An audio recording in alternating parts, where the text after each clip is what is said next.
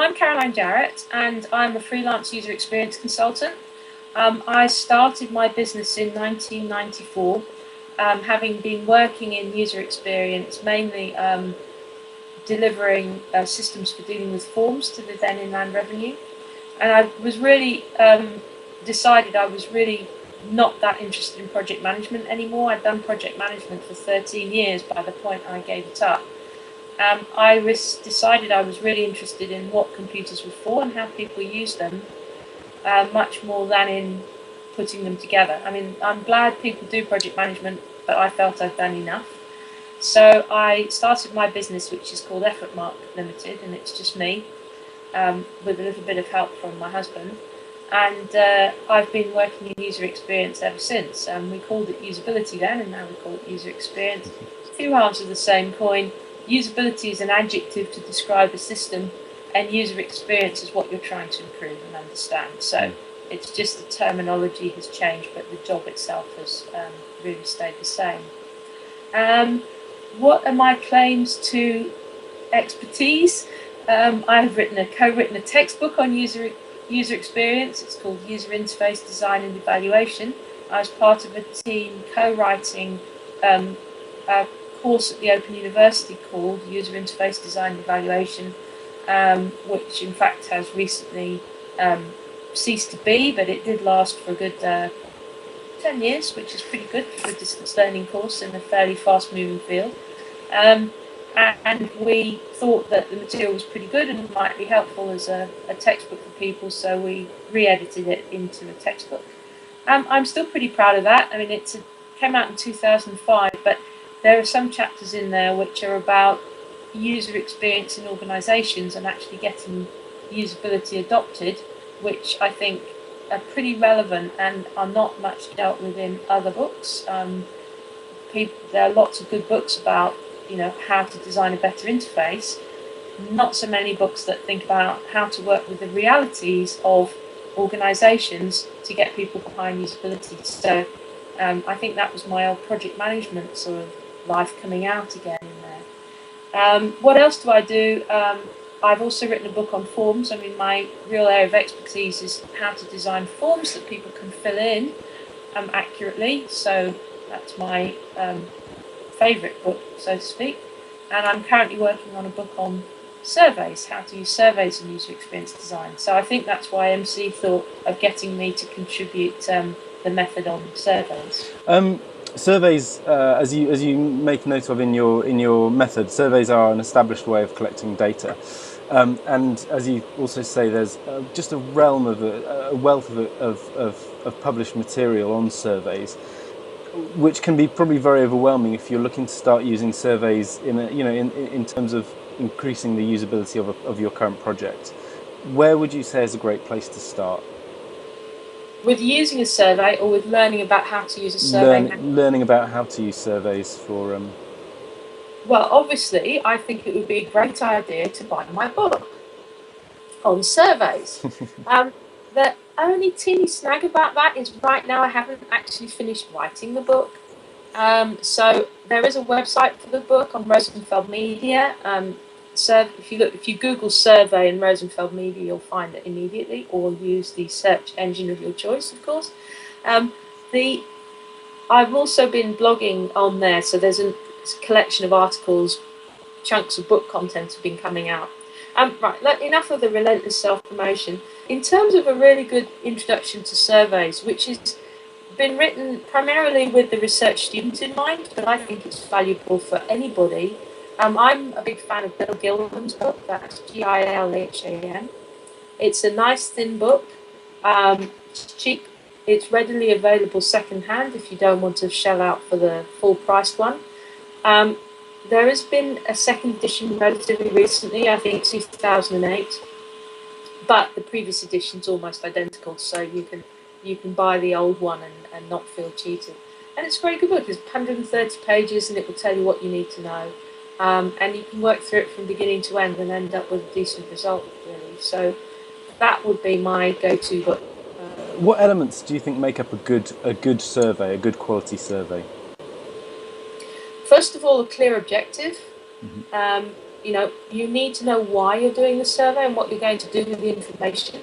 You need to know that because it's tempting just to throw a few questions onto a page, but a questionnaire is not a survey. A survey is really an orderly process of working from what do we need to find out to the decision you make based on what you find out. If you're not going to make a decision, you're not going to make any changes, you shouldn't do a survey. You should think of something else. If you don't know why you're asking, you shouldn't be doing a survey. If you don't know why you do a survey, try and avoid doing it. Are there any lessons you've learned that you think increase the quality of the information you get back? Yeah, absolutely. Testing. I mean, testing the questions with the people is the number one way of getting better data.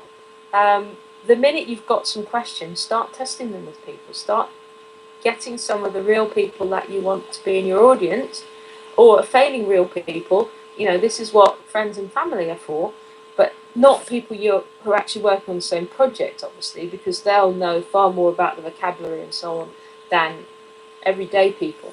But you want to just try those questions on people and see what they make of them. Do they want to talk to you about that topic? I mean, unfortunately, the topic you're really interested in is not nearly as significant in the lives of the people you want to ask about. Can you think of any other methods or techniques that, particularly usability methods, but anything in particular that really complements surveys and increases the quality of the data you get back, or increases their usefulness? Everything, really. I mean, practically any other, I would turn to practically any other user experience usability technique before I turn to a survey. Good old usability testing. If you want to find out about whether someone finds something easy to use, watch them try to use it. You would hope that someone would get to the stage where they say, a survey is going to answer this question, these are the sorts of things I need to do, very, very clear, very specific outcomes. Yeah, and be very clear, and also you'll find people who are doing really good work with surveys are always using them as part of triangulation. So they're doing a survey alongside other methods. So they might be, for example, I had a really good chat with John Murphy of Design for Use in Melbourne, Australia.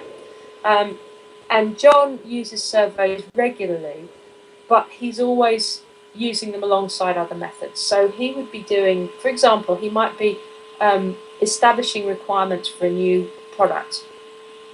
And what he'll be doing is he'll be doing in-depth interviews with people about how this product might fit into their lives, what their lives are like. He would be doing cultural probes, which is where he gives people a whole pack of stuff to create a sort of envisioning diary of what their lives are like, with all sorts of different artifacts and stuff over a period of time, which is a sort of survey, but not really. I mean, it's very much an intensive experience for them. And then he might be doing surveys alongside that, so that when he has all his data back from the really in-depth interviews, the sort of medium depth of the cultural probe, and then the larger numbers but almost surface level data from survey, he can look at how all of those things fit together and say, oh yes, now this experience that we heard about in the interview wasn't quite like that when they reported in the cultural probe, and maybe we don't need to worry about it too much anyway, because actually in the survey we found that very few people had that experience. So if I were a project manager and I was thinking that maybe a survey might be appropriate for my project at the stage that it's at, would you be available as a consultant, and what other resources might I be able to look at to go, actually, is this the right thing and the right thing to do now in my project? The answer is, in principle, yes. I mean, I'm a consultant, hire me. And in fact, I've recently been working on a GIST project with the Open University. So I've been doing some usability consultancy to one of their projects, which was also for GIST, which has been experience. Very, very positive project, actually. I think it's got some great outcomes, so we're very pleased with it. The answer is, by all means, contact me, Caroline Jarrett, and I'm pretty easy to find on the web because I've been on the web for some time. In general, What was the thing you asked before I got the opportunity to do the advert bit? Well, it's Would I be available or where to start? yeah. So where to start? Yourself as a consultant, are there any other online resources? I guess from our discussion, it's come out that you want to use surveys as very much an appropriate time with very specific outcomes. So I guess if I was a project manager who suspected that now might be a good time to do a survey, could I approach you? Are there any resources to sort of reinforce that, or say actually no, now's not a good time to conduct a survey? Yeah, I mean, I think one of the most useful things you can do as well, strangely enough, is to get a book on web writing or get some resources on web writing or writing in general. So I talked earlier about Ginny Reddish and her book. Her book is called Letting Go of the Words. And her book is really about writing websites, but it's got tremendous value for writing of anything, because often, no matter what I say about being clear on your goals and not using surveys and anything else, often you're going to have to do a survey anyway because someone's decided the survey is a good idea. And really, many times, the only thing you can really influence is the way the questions are asked. So to dust off your writing skills, get hold of a book like Ginny's, which is very clearly written, very great, good book, and simply try and ask those questions in a clear, plain language way as you possibly can. That will help you enormously. And just making sure that you put them in everyday language can be as valuable as anything else you do. And at least then you have a chance of people understanding them and giving you the data and you can just. That's great. Caroline, Jarrett, thank you ever so much for your time. Really, really grateful. I know we've probably gone on a little bit, for which I can only apologise, but thank you ever so much. My fault as well. You asked me a question and I'm delighted in answering it. So I'd like to thank you for the opportunity to contribute, and thanks very much for interviewing me.